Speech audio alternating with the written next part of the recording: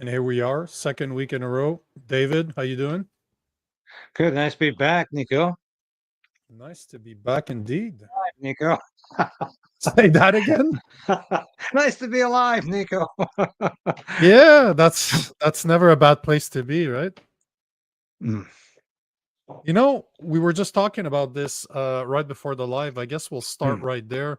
What do you in a world where we have um predators that are trying to buy sexual favors from 15-year-olds, we have drug smugglers that walk free, and now we have a a guy in Toronto that wanted to bomb all the synagogues that gets 6 months house probation or 6 months house arrest. Yet we have the Freedom Convoys, Chris Barber and Tamara Litch, that were facing 7 to 8 years. This is the crazy country we live in, right?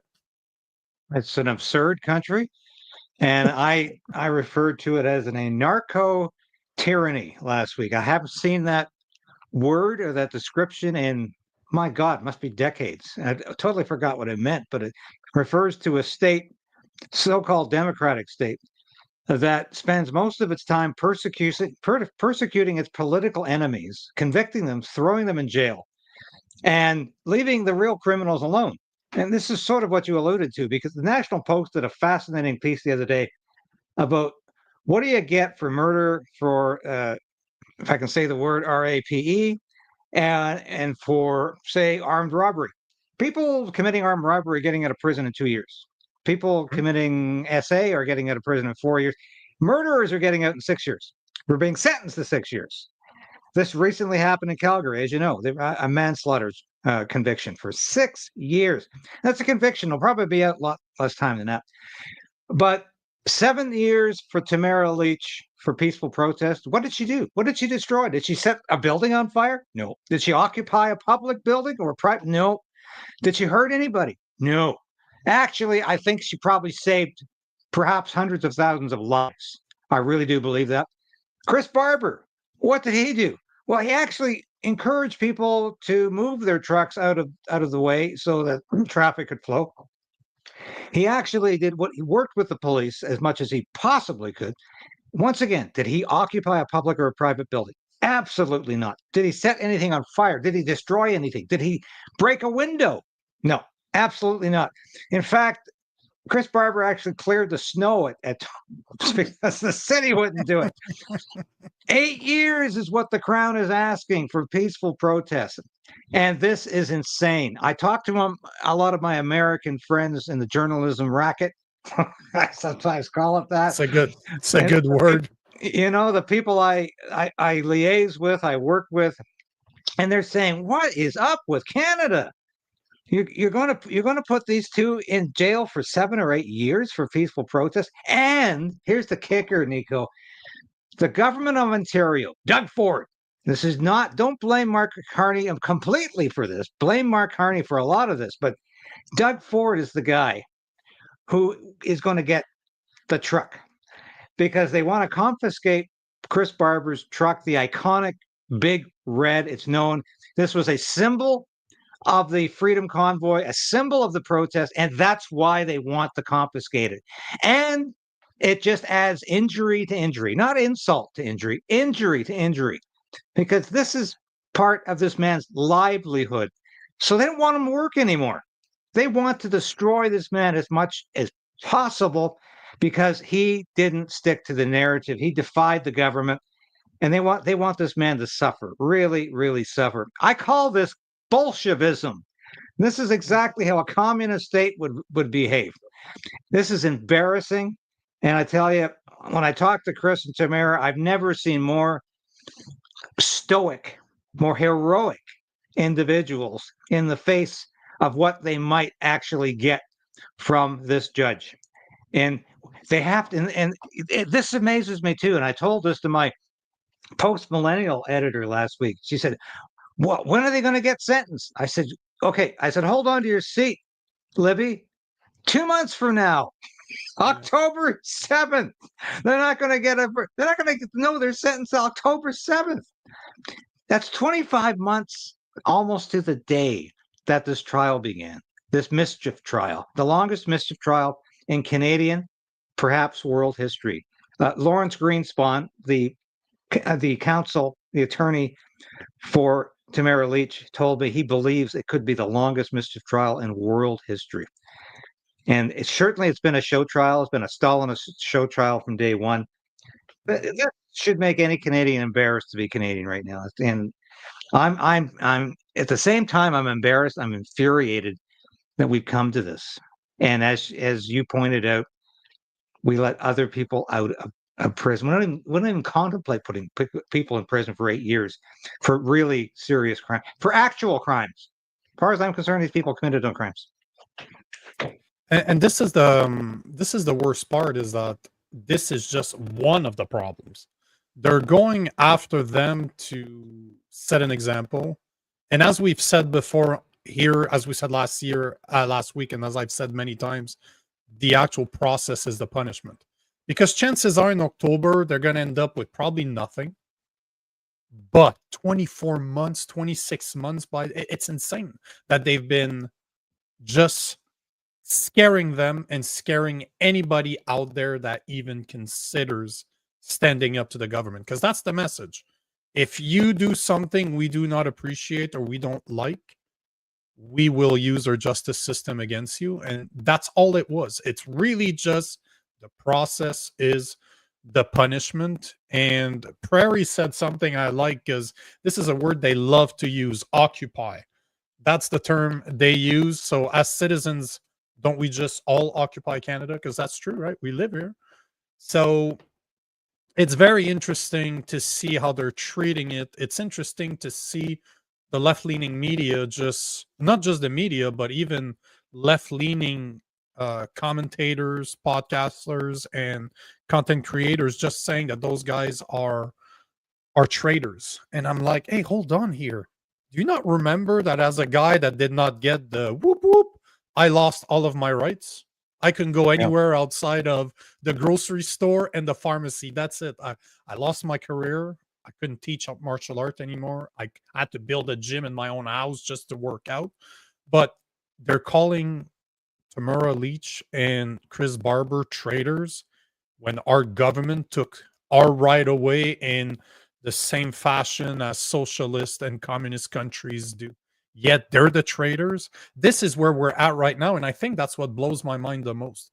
The fact that the government's doing it is not surprising to me, because that's what they've been doing for 10 years. But the fact that there's so many people out there, they're still looking at those two as traitors and not people that actually did try to help Canadians. And as Carmela says, Chris and Tamara are heroes. And that's how I see it too. Yeah, and I called them that multiple times in my writings on my broadcast. I said it again last week many times. And I think it's I don't for a minute want to assume that they're going to walk with nothing here, because I really thought they were going to get a not guilty verdict. I really thought, because to tell you the truth, I was there from day one. I think I saw 95% of the trial days. And I thought the Crown did a clown show, a gong show of an act. It was just absolutely ridiculous. And I said, oh, there's no way they're going to be found guilty with the evidence provided by the Crown. Boy, was I wrong. And so this is why I am continuing to highlight the idiocy of this potential sentencing and telling people this is unacceptable in a democracy. This is unacceptable in Canada. This is unacceptable. Because if I keep my mouth shut and say it's going to work out, it's going to work out, I don't think it will.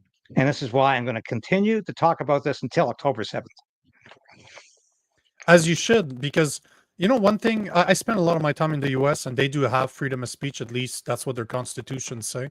And one thing I try to remind Canadians is that freedom of speech is not about protecting the speech you like. It's about protecting the speech you don't like. Because right now, the government might be aligning with your values.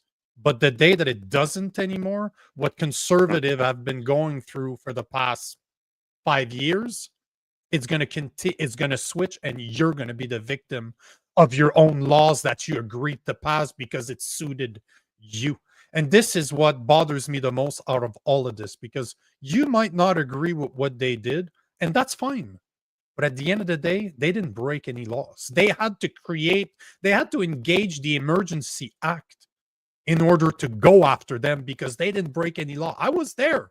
There was no violence. It was a massive party in front of Parliament. That's it. That's all it was. Was there a lockdown? Was there a gridlock? Absolutely. Nobody was going anywhere. But at the same time, the Free Palestine protests that are happening every weekend in Ottawa do the same thing. And yet I don't hear anybody complaining about that, at least not the leftists, right? Yeah, exactly. So what do you think is next? So I know that you're saying that we have to wait till October for them to be sentenced.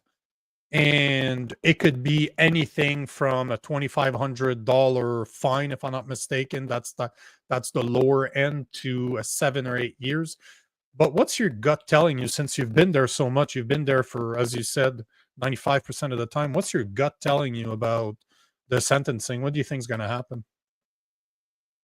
My sense is that this is a judge who's been relatively fair up to this point, or as impartial as possible, given the political implications of this. I'm hoping jail time is not going to be something she resorts to. But like I say, I don't want to compromise the situation or the case by making a definite prediction. And I think that would complicate matters for Chris and Tamara. I don't want to do that. I'm not feeling great about this. I'll put it that way, because the political climate in this country, and that's probably serves as a segue to our next topic. But given what happened last year to an American Christian pastor and musician, the political climate in this country is increasingly authoritarian, increasingly opposed to anybody opposed to the large L liberal narrative. And Mark Carney, I really believe, is more dangerous and more woke. And I think we said this last week, because he's more intelligent than Justin Trudeau. And because of that, he's more dangerous. But he's certainly as woke or just as woke. He just doesn't look it. And this is how he fooled all of these baby boomers in their late 60s who voted for Mark Carney's Liberals, because he just doesn't look as woke as Justin Trudeau. Doesn't talk as woke, but he is. In fact, he's worse. And he spends money faster than Justin Trudeau could ever imagine spending money. And you want proof, because I say this all the time: never underestimate your enemies. That's the worst mistake that people can make, is to underestimate a guy like Mark Carney. Read his book. If you don't understand Marxism, if you don't, I call him Marx Carney. I don't call him Mark Carney because he's a Marxist. He deserves the name of Marx Carney. But the point is that if you read his book, you'll see that he's extremely smart. Like, he knows how to put things into perspective that would be very attractive to the woke ideology. He's very, very good at that. And it's scary, because if you read his book, he is a brilliant guy. He knows what he's talking about, and he knows how to get things done, unfortunately. Not that it's a good thing. What he wants is evil, is absolutely evil, but he is brilliant. Unlike Justin Trudeau, that was literally a puppet, and we all know that he was behind the economic policy of Justin Trudeau for at least 5 years, like since 2020. So he is not to be taken lightly. That's one thing we cannot do as conservative, is look at him and say he's stupid, because he ain't stupid. Yeah, well, Justin's finally found the object of his youthful obsession, Katy Perry. So, I saw that yesterday when we're on the live, and I started laughing because, the expression "a beard," right? It's an old expression from the 80s and the 90s. Yeah, I know. It's from the 60s, actually. See, there you go. I'm only as old as the 80s, so I can only go back to that. But I saw that, and I'm like, oh, there we go. Now that his wife left him, he needed a new beard, and he's not fooling anybody. Like, just come out the closet already. Like, we all know it. Just stop. Or one of my followers said today, actually, he was actually meeting with Katy Perry so that she can introduce him to one of his cousins. So maybe it was a matchmaking date, but that that is so stupid that they're talking about this. But here No, we are always talking as about always. it. I know that to me the Freedom Convoy matches exactly with what's happening with Shane Feucht. And man, I massacre his name. It's a German name. The F is silent supposedly. So obviously I'm always going to pronounce it improperly. Okay. But Shane has been in Canada for a couple of weeks now, and he's kind of showing one of the things I absolutely love about that guy, like his music or not, like the guy or not, he's not backing down. I absolutely love to see what he's doing. I follow him on X and on Instagram, and he's talking about this day in, day out. But this all started last week when this happened, when his venue in Montreal in one of his first shows got canceled, and a church offered him to perform at their church. I thought when I first posted about this, I thought that it was a paying gig, and that's why they're saying the Montreal church who hosted his who served as a replacement for his venue that got canceled is getting fined $2,500 by Valérie Plante, the mayor of Montreal. I posted about this saying how ludicrous it was, and one of my followers was there, and he's like, they didn't charge. That was a free venue. They turned it into a just kind of a Sunday. Like every time I go to church, I don't care where you go, there's always a band playing, there's always music. So he turned it into just another song, another orchestra, another band that could play on a Sunday, but technically he didn't pay. Yet they're getting fined. The church is getting fined $2,500. Tell me that that is not aligned with what we're seeing with the Freedom Convoy right Well, it's exactly. It's the flip side of the coin. This is what happens when you stand up for freedom of expression, freedom of religion, which we don't have anymore, obviously. What kills me here is that, at free will offerings usually serve as any sort of pay at these events. I grew up as an evangelical. I am an evangelical today. I go to an evangelical church. I know this Pentecostal environment very well. And what usually happens at the end of the show, they pass the hat around for a free will offering. This is how these things work. These people like this are not in it to make megabucks, or they're not in it to sell out coliseums. This is a man who came to Canada to minister and actually to test the waters to see how unfree Canada's become. And he went back, and he literally, when he arrived in the United States, he fell onto the ground and kissed the soil. He said, "I'd never thought I'd do this." But that's what he did, because he was glad to be in a land that at least is still the land of the free and the brave to some extent. Heck of a lot more than Canada ever has been, or at least has been in the last 20 years or so. And I have a tremendous respect for this man. He got nothing but hardship wherever he went. But the $2,500 fine, that to me is the apex of the injustice in this whole tour. He goes to Moncton, he goes to Quebec City, he goes to Montreal, he goes to Ottawa, and they all say no. The mayor of Montreal, the woke mayor of Montreal, who watches these daily protests stopping traffic in the streets, does absolutely nothing. The cops do absolutely nothing. What happens when a Christian dares to visit? And it was a Spanish Catholic church. Is what is amazing too. It wasn't even an evangelical church per se. It was a Spanish Catholic church. They opened their doors for him. So the police go in there first of all and try to harass everybody, and then they block the door. People aren't even reporting this, but they blocked the door. They tried to prevent people from coming in. Saner heads prevailed, and I said, maybe we're actually exacerbating the situation by doing this. So they decided to just sort of stay in the background. But when an Antifa guy in the crowd throws a smoke bomb directly at Feucht, the police do nothing. They don't even attempt to arrest the man for throwing a smoke bomb in a church. No problem. You go ahead. And then at the end of the night, this is the collusion that's going on between the mayor's and the police forces across this country. They're all woke together. And this is what is frightening. Mhm. Because police don't work for us anymore. Us meaning Christians or small c Yep. conservatives. Christians are now third-class citizens in their own country. Christians founded this country. Presbyterians, evangelicals, yes, Roman Catholics. That's who founded this country. Now we're third-class citizens, and we don't. And since when does a church require a permit from the city to host an event? That is a flagrant violation of very fundamental freedom of religion. And this demonstrated to me that we no longer have it. And where was Mark Carney, the good Catholic? This was a Spanish Catholic church, after all. Mark Carney, I call him a smorgasbord Catholic, meaning he picks and chooses, much like Justin Trudeau. He picks and chooses from the menu what he wants. Abortion? No, we won't touch that one. No, no, no. Oh, transgender rights? Yeah, we'll embrace that one, even though the Pope doesn't.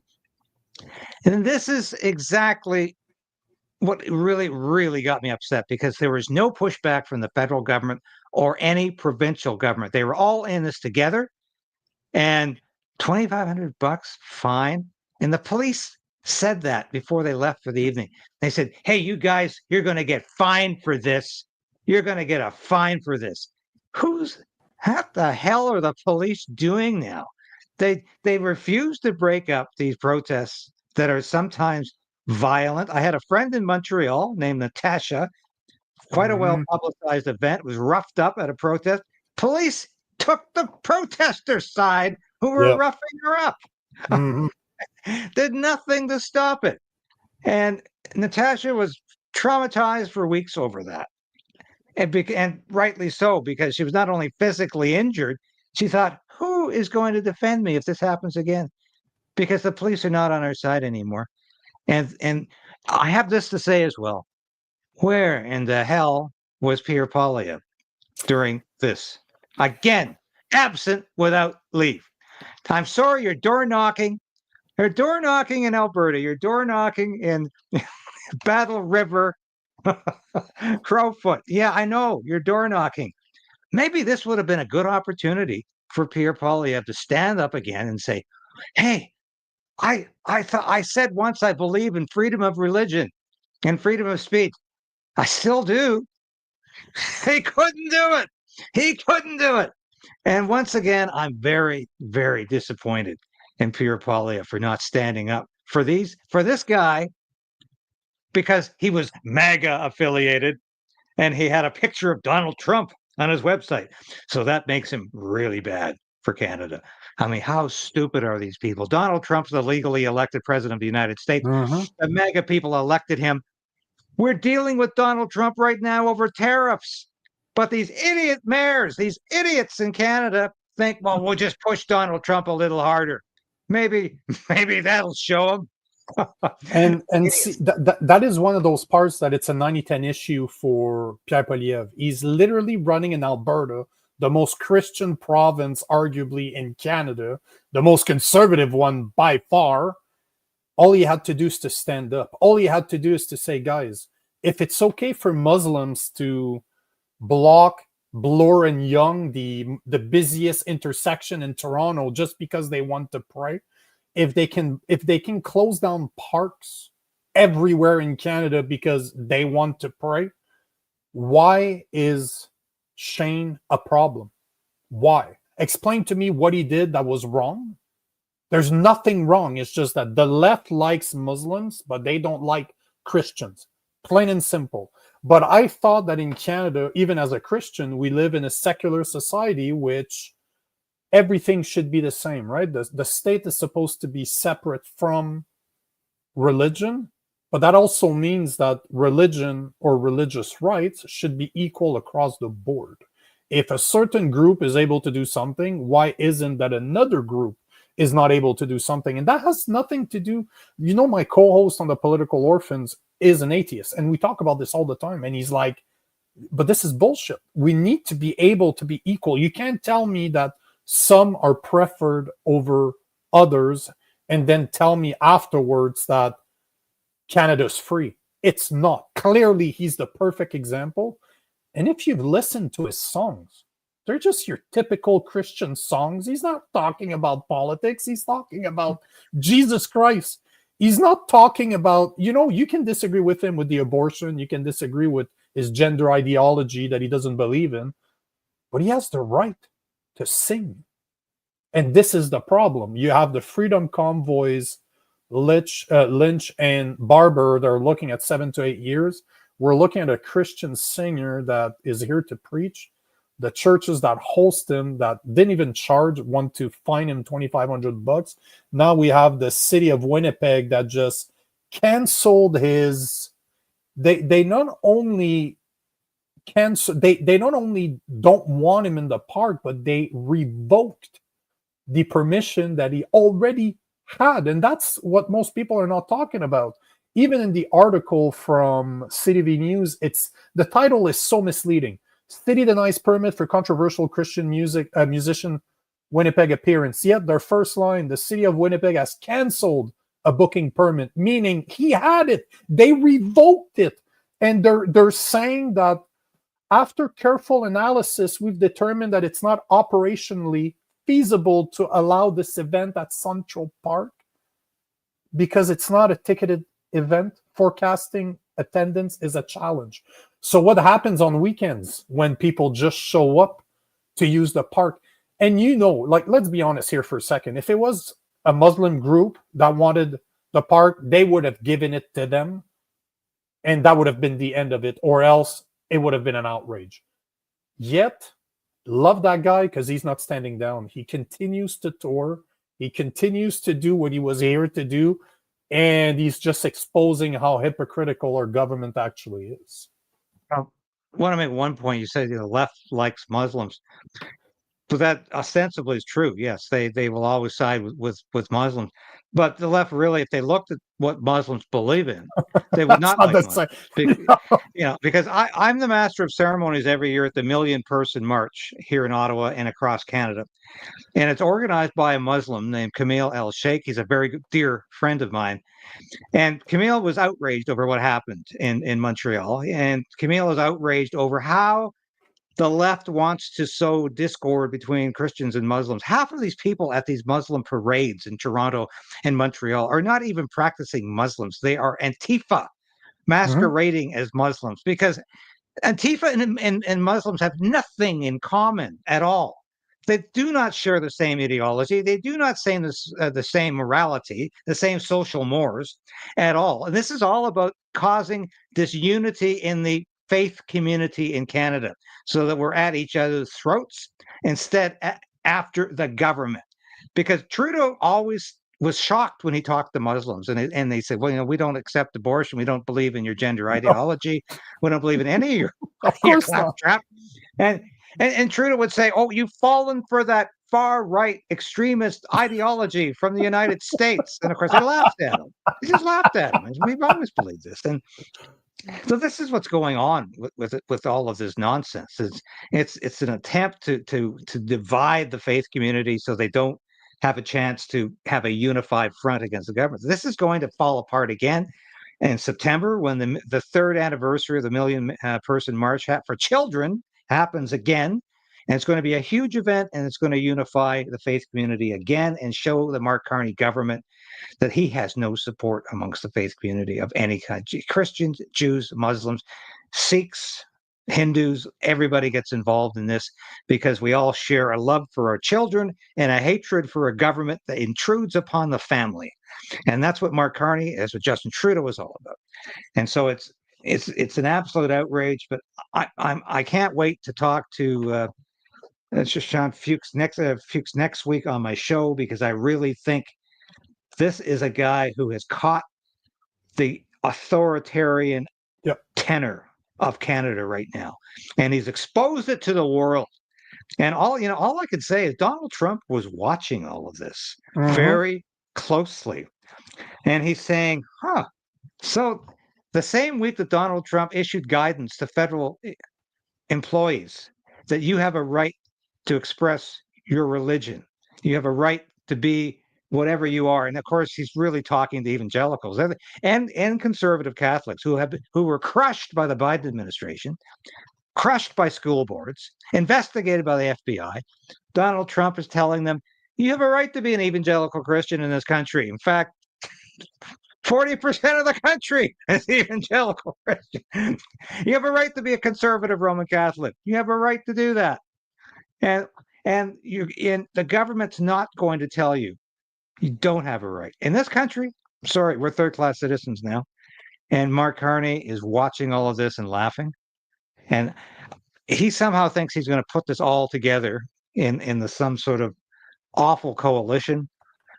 But I don't even think he's even worried about that at this point. He is pushing forth an authoritarian regime, co-opting the opposition, and seizing power behind closed doors. And we are in for a hell of a show with this guy. And I don't think a vast majority of Canadians have no idea how dangerous this is. And it's so incremental. It's the drip, drip, drip of authoritarianism. It's not like a communist revolution. It's more like what happened to the Weimar Republic after with the Third Reich. It's a drip, drip, incremental control, incremental to authoritarianism, to totalitarianism. It's happening before our eyes, day in, day out, week in, week out. But yet Mark Carney continues to enjoy apparently relatively high popularity in the polls because people think he's doing a marvelous job. I don't know why. You know, as Carmela says, I don't know if this is true. I did not see that comment, but Daniel Smith said that Shane is welcome to play and pray at the Edmonton Legislative Grounds. And you know what? How hard would that have been for Pierre Poilievre to just say that?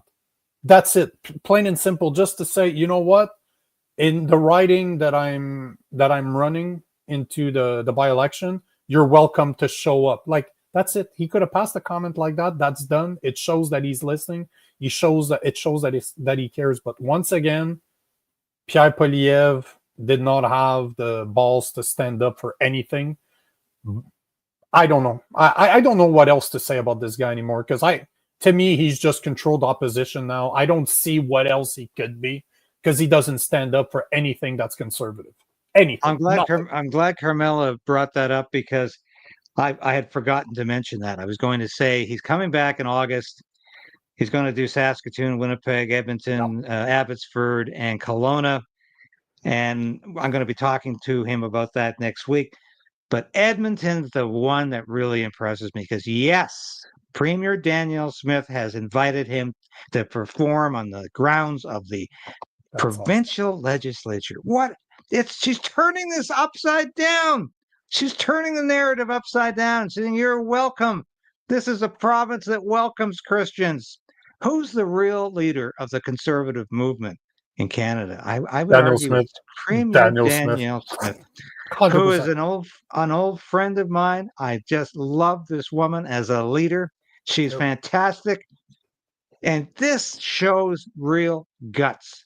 And I wish we had some real guts being shown by the federal conservative leader at this moment.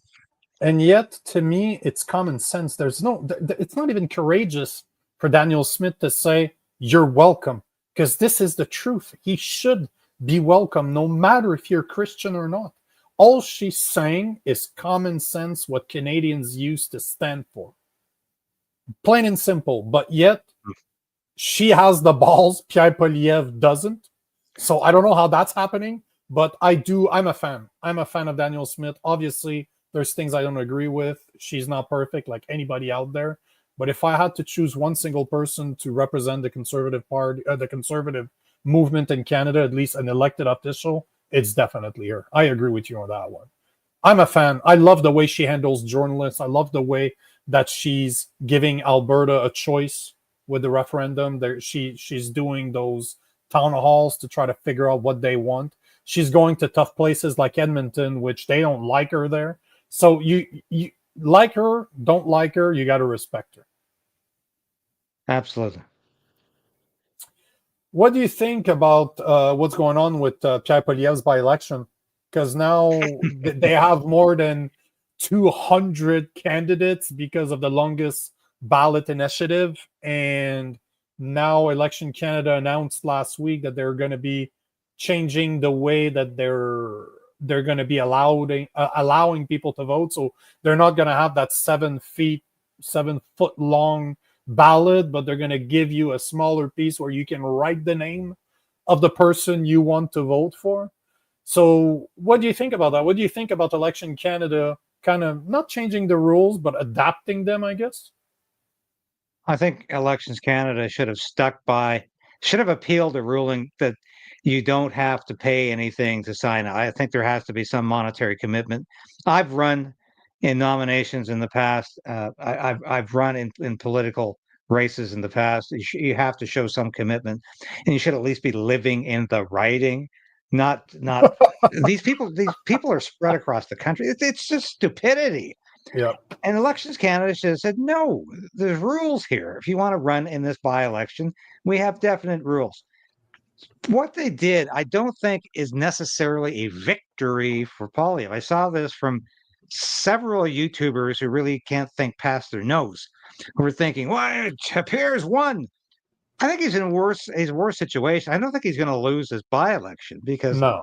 he'd have to really work hard to lose this. This is the safest conservative seat in the country, 83% for Damien Kirk. Is it Kurtz? Yeah, Kirk. And Kurt, yeah, in the last election. So, I mean, you really have to work hard to lose this. But I'm not sure what Elections Canada's come up with is really an appropriate solution, because there's a lot of people who are going to go in there and say Conservative Party of Canada. Of course, that's ultra vires. That's against. That's not going to work. Yep. And especially older people are probably going to say, I can't remember how to spell his name, and I really would like to spell it right, so I'll just say Conservative Party of Canada. And of course, they're saying, well, it doesn't matter if you spell his name exactly right. What does that mean? I don't trust Elections Canada after this last election. There were too many ballot boxes being moved around. There were too many instances of polling stations being closed 6 hours early. There were too many of these, whoops, we didn't count it right the first time, the second time. Too many recounts, too many, whoa, he won by one vote.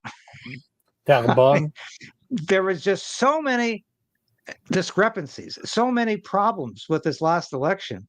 I don't trust Elections Canada anymore to make an arbitrary decision about that ballot, to say, okay, it might not exactly look like Pierre Poilievre, but we're going to give this to Pierre Poilievre. How many spoiled ballots are we going to have out of this?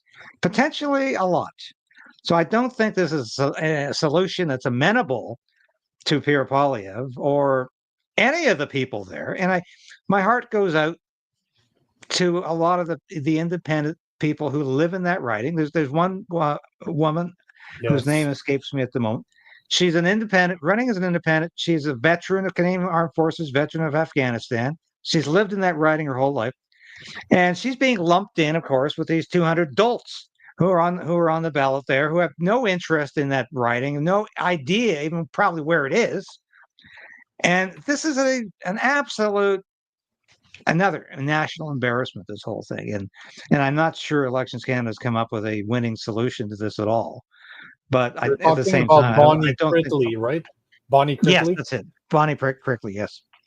Yeah, I think she's got every right to run there and to give Pierre a run for his money, because this is somebody who's actually lived there the last 20 years.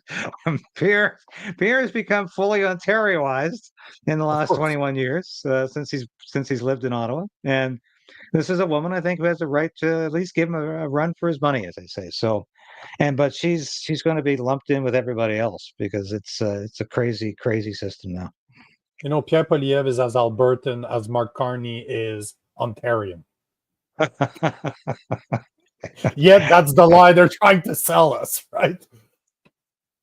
But I understand the thing I'd like to do, because we did cover, I did cover extensively the election, but especially the close riding that were 1 vote, 10 votes, within 500 vote difference between the first and the second position, and all of those ridings had more rejected ballots than they did the difference between first and second place. And all that information you can find on CBC. They did a great job with our taxpayers' money building a website with all that information. So I guess our money was spent on something that we can see.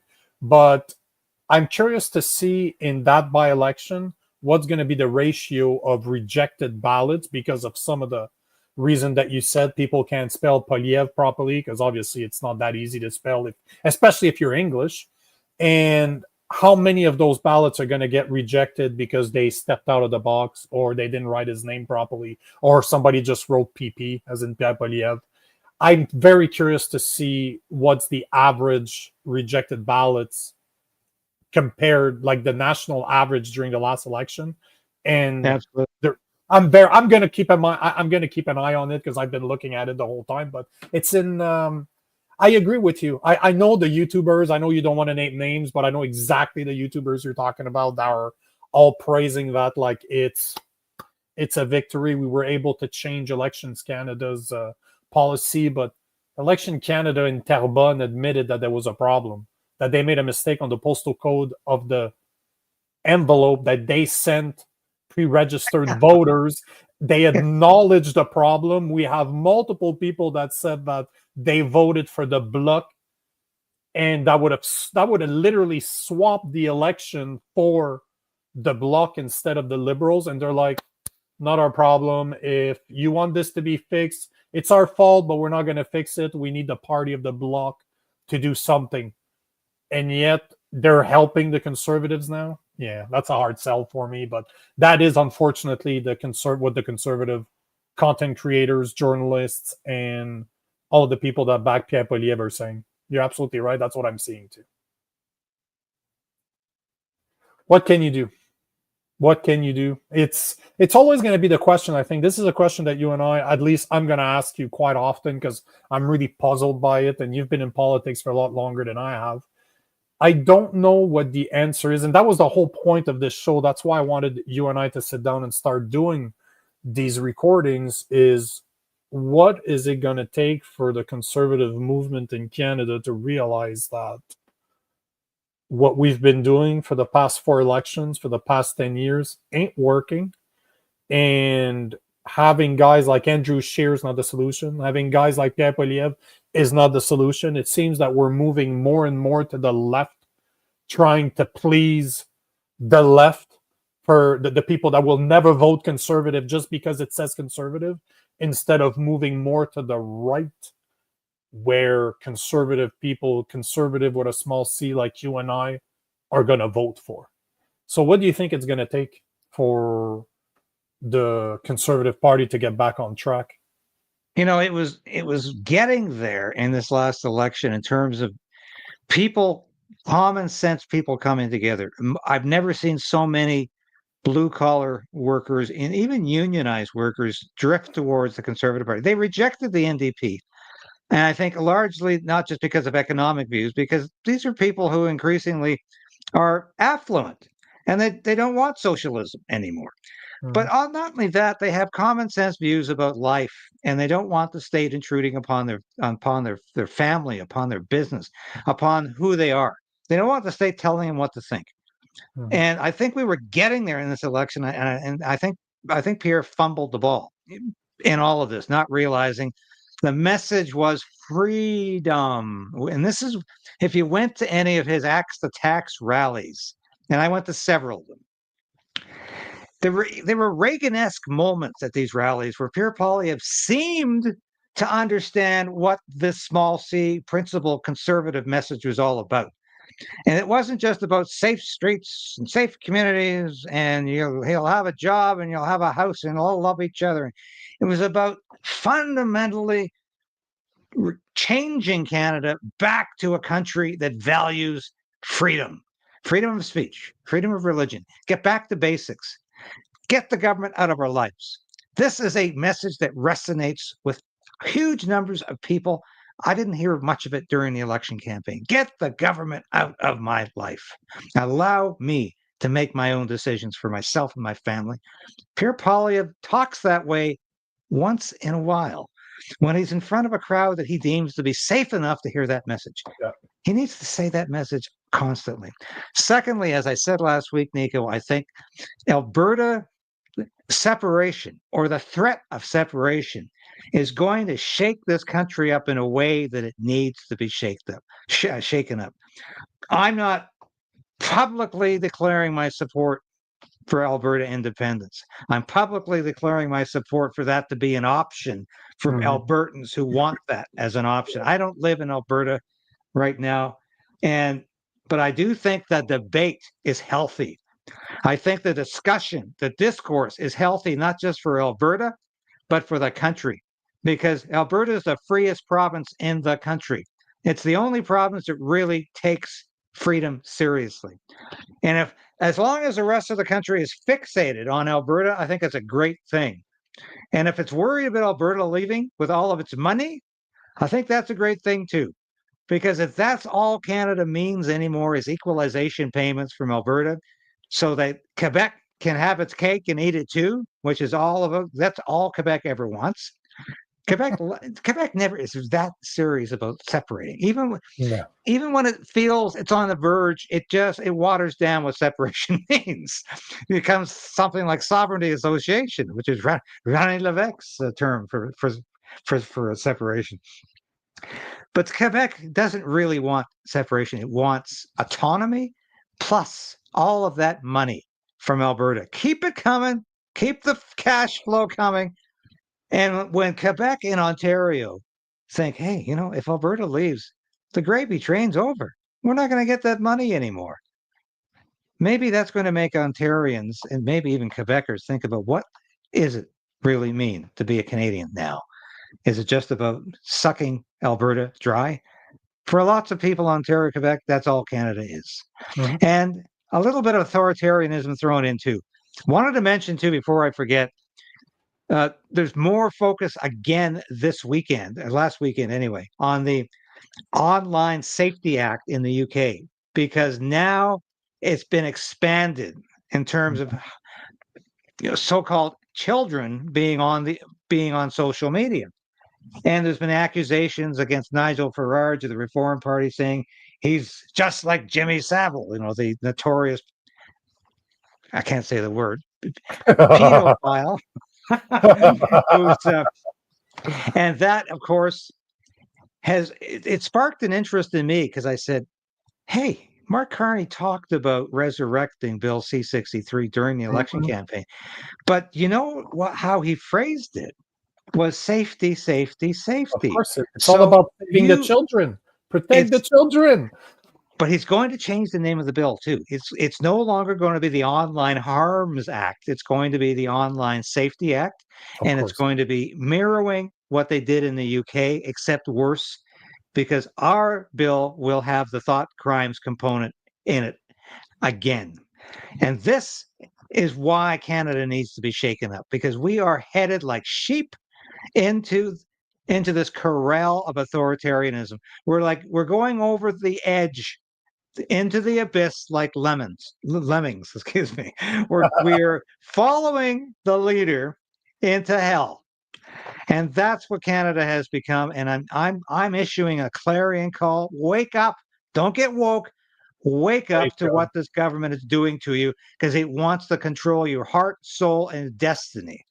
And that's what has to shake this country up.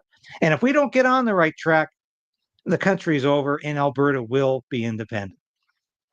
As a guy from Quebec, I recorded a podcast not too long ago with Jason Lavigne when he was here in Montreal. And I think Alberta should separate. I get it. I understand. I don't want to say I understand their pain, because I haven't been living in Alberta for the past 10 years getting royally screwed by Ontario and Quebec, but I understand why I get why they want to leave, and I think that they should. I really think that Mark Carney is the last Prime Minister of Canada as we know it. But at the same time, what you're bringing up is scary, because if you look at what's happening in the UK, people getting arrested in the middle of the night for a post that they made on Facebook, and they don't get charged with anything right now. It's just, again, just like the Freedom Convoy, the process is the punishment. But you see what's going on. By the end of the year, Australia is to force social media to put an age limiter in place. And I'm a sales engineer by trade. I worked in the telecommunication space for 20 years. And one thing that people don't understand is it sounds great to say we need to prevent children below the age of 16, let's say, to not be able to go on social media because there's harmful things there. You know what? Okay, I understand what you're saying. But the only way that happens is every single user needs to provide, obviously, a government issued ID that will be associated with your username online so that you will be tracked. And everything that you do will not only be tracked, but will be saved somewhere. In case you ever do something wrong, we can go back and look at what you did. And there lies the problem. In order to prevent teenagers and below to access social media, we want to censor everybody else. And they're falling for it. This has been approved. It's going to be law by the end of the year. Yet they always take the responsibility away from the parents. Because at the end of the day, what your kids are doing online is on the parents. It's for you to find out. It's for you to make sure that you know what they're doing. Because yes, there's a lot of predators out there that will use social media, that will use games. People don't think about video games. There's a lot of places that those predators are hiding in the chats of those games. And I've recorded a lot of content with people that catch those predators, or that used to be police officers that used to catch those predators. And it's insane. But as you said, as soon as you put the label of children on it, people are going to fall for it. And I don't know what it's going to take for Canada to wake up to the fact of what's happening in the UK, what's happening in Australia. And Mark Carney, as you said, does want to bring back Bill C-63, but he's going to relabel something else. And that, in combination with Bill C-2, that could allow searches of your house with no warrant whatsoever, just because you're in a supply chain of exporting something to the US. They can open your mail without asking you.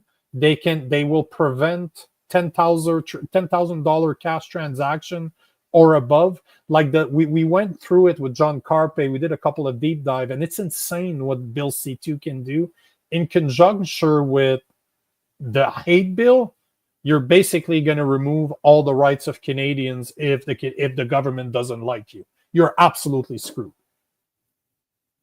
Oh, and once again, where's Pierre Poilievre and Bill C-2? This is a dangerous bill that he said virtually nothing about, except I have to read a little more closely.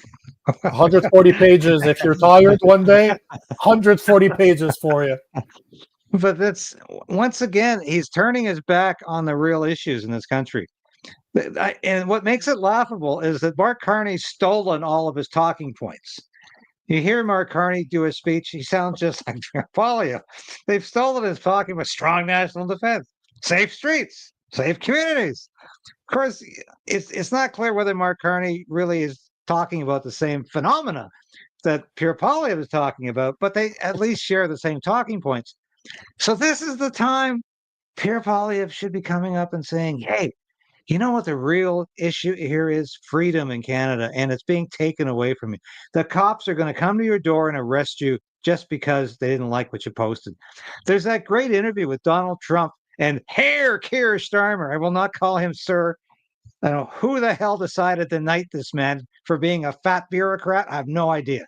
What do you do as a fat bureaucrat to get a knighthood? I have no idea, but he got one. But Herr Keir Starmer is sitting down with Donald Trump, and President Trump says to him, I understand you've got a censorship law going in this country. He says, I've got a social media site. Are you going to censor that? And Starmer looks like he's a deer in headlights for a minute. But then the talking points come in. It's just like somebody put the cassette tape in. And he says, oh, we don't have any censorship laws here in the United Kingdom. Don't you know, Mr. Trump, that we have a history of free speech going back to the Magna Carta? And I'm thinking, what a joke. This is the guy who imprisoned so many people during the protests after the murder of those girls Tommy in the dance Robinson studio. being the Yeah, example right there. there were protest after protest against that and against mass migration. Starmer locked them all up, even for being at the protest, but for approving of the protest on their social media sites. He called them keyboard warriors. And he said, these keyboard warriors, we have to lock you up. So that's free speech in Great Britain. It doesn't exist anymore. And it hasn't since Herr Keir Starmer has been in power. And that is the joke. He's got the gall. He's got the temerity. He's got the evil to sit there and stare Donald Trump in the face and say, we don't have any censorship laws here. We're a free country. We have a right to say whatever you want here.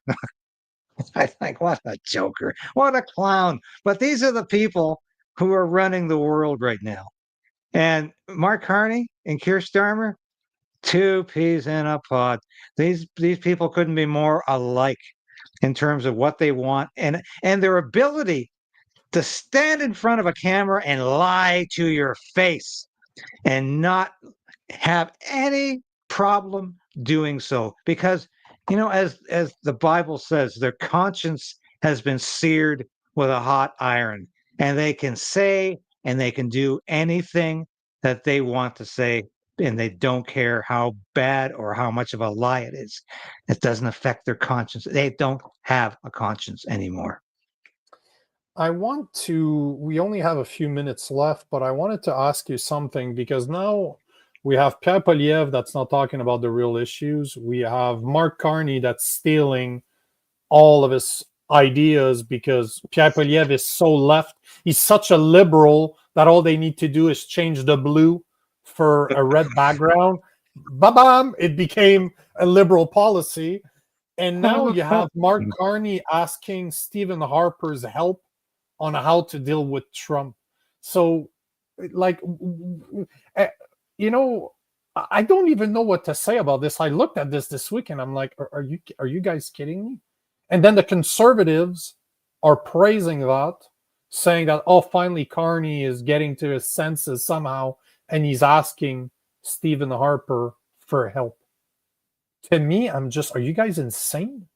Do you not understand that they're all in the same boat now? That's pretty much what they're telling us. Because if you listen to his speech, he didn't talk about trade. He talked about being self-reliant and not wanting to deal with Trump. The more this goes, the more I feel like that crazy person with a disgusting beard that hasn't taken a shower in 2 months, that's standing on the corner. The apocalypse is coming. You need to listen. Like, what the hell's going on here? Well, that's funny. I featured that Stephen Harper. I think it was an interview of some kind where he's talking about how he was in Saskatoon. Yeah, the great reveal that he says, yes, Mark Carney came to me and asked me what to do about Donald Trump and America. And I put it on my show yesterday at the very end. And I really hadn't listened to it too well. I watched it live as the show was on. And I said, holy crap, this is Mark Carney talking to himself. This is Stephen Harper talking like Mark Carney. And I thought, I remember seeing footage from there was an old show on 15, 20 years ago now called The Conspiracy Show with Jesse Ventura. Mm-hmm. And he did a segment about the Bilderbergs. And Jesus. They came to Canada when the Bilderbergs were at a hotel in Canada, actually one of my favorite hotels in town. And there's Stephen Harper. And this is just before he became prime minister. And I've talked to so many people who say, well, the last thing they do before they become president or prime minister is go to the Bilderberg. And they're invited. Gotta kiss the ring. This was Stephen Harper at his globalist best. And it still amazes me. And I know Stephen Harper. I worked in the prime minister's office, in the leader's office when he was opposition leader. I worked for various conservative MPs. I knew Stephen Harper before he was even an MP. And Stephen Harper is no great conservative icon. And all you have to do is listen to his advice to Mark Carney. He's telling Mark Carney, go ahead. You got the program. You're doing the right thing. Pretend the Americans don't matter. Pretend Donald Trump doesn't exist. Go to the Europeans. Go global. Oh yes, and we can handle our national defense all by ourselves. No prime minister in the history of Canada has ever thought Canada could handle its national defense all by itself. A country this size, with this population and this tax base, cannot handle its own national defense. It's impossible. I'll just finish by adding this. Stephen Harper was not only in bed with the WEF, he did go to the Bilderbergs in 2003. He attended, which is right before he became prime minister. And there's also some emails that had been leaked by the National Post back in 2016 that he would have attended Bohemian Grove. So I'll just finish on that saying, here's information, do what you will with it, but that is our last conservative prime minister that is now in bed with Mark Carney. Precisely. Thank you again for being here this week. Guys in the comments, love to see that many comments. Thank you for being here. We will definitely do this every week. I'm in San Francisco next week, so we are not going to have a show on Wednesday. But this is something that we want to do weekly. If you have topics you want to cover, send them to me. info@nicolagan.com. I'll put it in the comment section. I want to know what you guys want us to talk about. And on that note, thanks again for being here, David. Thank you for having me, Nico. It's a pleasure talking to you for an hour. It's a great chat. Thank you very much. I appreciate it.